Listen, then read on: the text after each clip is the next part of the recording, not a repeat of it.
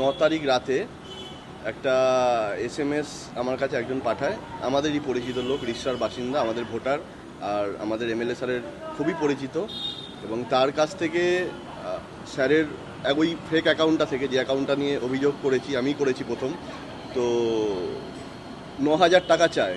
তার কারণ হচ্ছে তিনি বলেন যে তার ফ্রেন্ড সুমিত কুমার বলে একটা নাম্বার পাঠায়, সেই নাম্বারে কিছু ডকুমেন্ট, মানে কিছু তার তার আর কি জিনিসপত্র, আসবাবপত্র আর কি, সেগুলোর নাম করে এবং মানে বিভিন্নভাবে প্রতারিত করছে মানুষকে।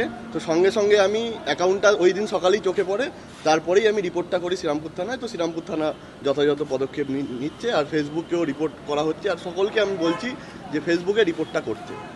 এটা মূলত কোন অ্যাকাউন্ট থেকে করা?